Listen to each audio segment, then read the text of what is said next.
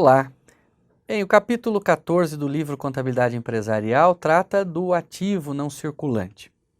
Então, vamos lembrar que ativo não circulante são aqueles itens que circulam de maneira mais lenta ou até mesmo não circulam e dão sustentação à operação da empresa, né?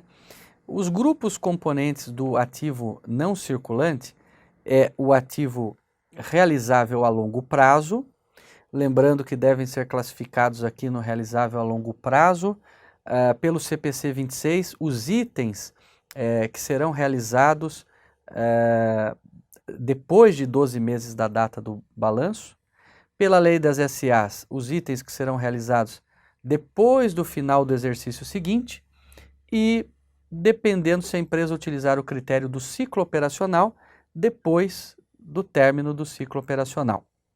Outro grupo do ativo não circulante é o grupo de investimentos, que registra investimentos diversos, participações em empresas, investimentos em obras de arte, enfim. Imobilizado, que também é um item importante, que normalmente são itens que sustentam a atividade operacional, como máquinas, equipamentos, instalações. E o ativo intangível, que foi segregado nesta alteração ocorrida pela Lei 11.638 e ficou num grupo separado. Vamos começar aqui pelo ativo imobilizado, né? O que é o ativo imobilizado? O ativo imobilizado, são ativos necessários para a manutenção da atividade operacional da empresa. Então, são veículos, a sede da empresa, instalações da empresa, móveis, equipamentos, né? Tudo aquilo que dá base para a atividade operacional da empresa. É muito importante dizer que o ativo imobilizado ele só pode ser reconhecido mediante alguns critérios, né? Mediante alguns critérios. Num momento inicial, nós devemos reconhecê-lo pelo valor de custo. E nesse valor de custo podem ser incluídos todos os custos que sejam necessários para colocar o ativo em operação da maneira como ele foi projetado pela administração da empresa. Então, no momento inicial, nós contabilizamos o ativo pelo custo. Depois do reconhecimento, nos momentos seguintes, esses ativos imobilizados eles têm alguns tratamentos. Primeiro é o tratamento da depreciação, que nós já vamos ver, e segundo é o tratamento do teste de recuperabilidade. Bem, depreciação. Depreciação é o desgaste que o bem sofre ao longo do tempo. Então, para a análise desse desgaste, deve ser levado em conta vários fatores, como de que forma nós vamos utilizar esse ativo, desgastes possíveis que esse ativo pode sofrer ao longo do tempo. Então, nós precisamos projetar uma vida útil para esse ativo. E aí vamos depreciando, esse ativo pela sua vida útil. Lembrando que essa determinação da vida útil, ela é feita pela empresa, pela gestão da empresa. Então, embora existam critérios fiscais para a determinação de taxas de depreciação, esses critérios devem ser utilizados somente para a apuração de impostos. Não podem ser utilizados na contabilidade societária, contabilidade que está nos livros ou no SPED contábil. E também lembrando que a depreciação só pode começar a ser contabilizada no momento em que o ativo estiver em pleno funcionamento da maneira para a qual ele foi projetado para funcionar. Então, por exemplo, se uma determinada máquina veio para a nossa empresa e ela está dependendo de uma instalação técnica para funcionamento, a depreciação só tem início depois que essa instalação é feita e que ela começa a operar.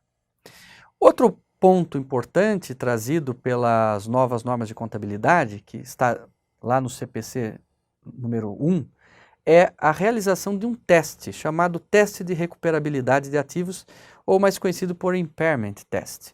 Bem, o que é esse teste?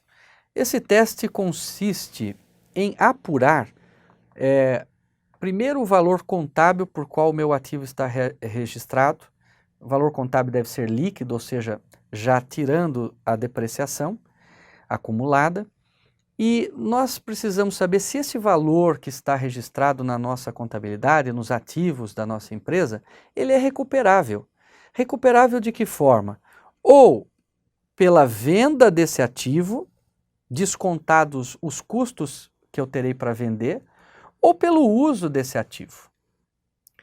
Então, quando é que eu realizo o teste de impairment? Eu realizo o teste de impairment apenas quando houver algum indício, que pode ser um indício interno ou um indício externo, de que aquele valor que o meu ativo está registrado, ele não é mais recuperável. Exemplos de indicadores internos, por exemplo, uma quebra, um defeito, uma mudança de uso desse ativo. E exemplos de indicadores externos podem ser desvalorização, obsolescência, aumento de taxa de juros, enfim, uma série de coisas. Então, primeiro precisa ter um indicativo. Tendo indicativo, devo realizar esse teste. Uma vez realizado esse teste, todo ano esse teste deve ser feito no mesmo período para esse grupo de ativos. Bem, é um problema a determinação, por exemplo, do valor em uso. O valor de venda líquido é mais fácil, então nós temos que procurar o mercado desse ativo e verificar qual é o valor que está sendo negociado por um ativo nas mesmas condições do que o que nós temos. E depois devemos deduzir possíveis custos, por exemplo, custos para desmontagem, custo para transporte, custo de impostos. Então, é mais fácil determinar o valor de venda líquido do ativo que eu tenho. O valor em uso é um pouco mais complexo, porque nós temos que primeiro definir a vida útil restante desse ativo e projetar um fluxo de caixa para esse período. Um fluxo de caixa que vai comportar as expectativas que eu tenho de geração de receitas por esse ativo e os custos que esse ativo vai ter para a geração dessa receita. Ao projetar esse fluxo de caixa num horizonte, eu devo trazê-lo a valor presente, descontando por uma taxa de juros. Então, eu teria que ter mais ou menos assim um fluxo com entradas de recursos pela vida útil, saídas de recurso, e então eu teria um valor futuro, um valor de caixa futuro gerado por esse ativo. E eu devo trazer ele para onde eu estou agora, que é o valor presente. Então aqui tem vários problemas, como por exemplo, que taxa de juros eu vou usar? Né? A taxa de mercado desse ativo? Ah, mas não tem disponível. Então, o custo médio ponderado de capital, enfim, aí tem uma série de questionamentos. E também é claro que a projeção desses fluxos pode sofrer mudanças, pode sofrer riscos ao longo do tempo. Mas, teoricamente, é isso que nós temos que fazer. Depois de fazer tanto o valor, descobrir o valor líquido de venda de um ativo e descobrir o valor em uso de um ativo, eu devo usar o maior desses dois e compará-lo com o valor contábil líquido. Se este valor for maior do que o valor contábil, então eu não mexo, deixo o valor contábil registrado como está. Porque nós não podemos mais fazer avaliação de ativos no Brasil. Agora, se o valor que eu encontrar desse teste for menor do que o valor contábil líquido que está na minha contabilidade, eu devo reduzir esse valor de ativo na contabilidade. E de que forma nós fazemos essa redução? Criando uma conta redutora, chamada provisão pelo teste de recuperabilidade, e devemos reconhecer uma perda no resultado do exercício. Bem, o ativo intangível é outro grupo importante. Intangíveis são aqueles ativos que não têm corpo, né? Não se pode tocar, não se pode ver, mas eles têm valor. Por exemplo, marcas, por exemplo, direitos autorais, direitos de uso, enfim.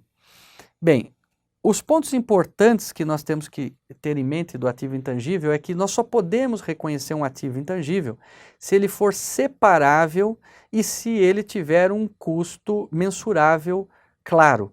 Então, por exemplo, uma empresa não pode reconhecer sua própria marca, porque ela é muito subjetiva, ela não tem como mensurar isso. Mas se ela comprar uma marca de outra empresa, ela pode reconhecer esse ativo pelo valor da transação. Aí existe um valor concreto determinado. Outro ponto importante é que os ativos intangíveis eles sofrem amortização. E aí tem o problema da vida útil, né? Tem ativos intangíveis que é muito fácil determinar a vida útil. Por quê? Por exemplo, imagine que a nossa empresa comprou os direitos autorais de uma determinada obra por 5 anos. Então está definida a vida útil, é o prazo do contrato, 5 anos. Então eu devo fazer a amortização pela vida útil desse ativo intangível, que é o prazo do contrato. Agora, existem aqueles intangíveis que têm vida útil indefinida, ou seja, não tem um final, como por exemplo a marca, que nós demos exemplo aqui de compramos a marca de uma empresa, não sabemos quanto tempo isso vai durar. Nesse caso, não dá para fazer amortização. Então tem que fazer o quê? O teste de recuperabilidade, o teste de impairment nesses intangíveis. Outro ponto importante são os investimentos, né? Os investimentos podem ser obras de arte, investimentos diversos, enfim. Todos os investimentos que forem realizados pela empresa, que têm natureza permanente, que a empresa não deseja se desfazer desses investimentos, eles são classificados no ativo não circulante, nesse grupo investimento, e devem ser mensurados ao seu custo ou ao mercado, dos dois o menor, exceto ações de outras companhias, participações em outras companhias, porque elas têm um tratamento próprio. As participações em outras companhias, elas devem seguir um seguinte critério. Eu devo avaliar se a minha empresa, a participação que ela tem na outra companhia é uma participação de controle. Ou seja, ou eu tenho o capital suficiente para controlar a outra empresa, por exemplo, 20% do capital votante, ou eu tenho a chamada influência significativa, que é um termo moderno também da contabilidade.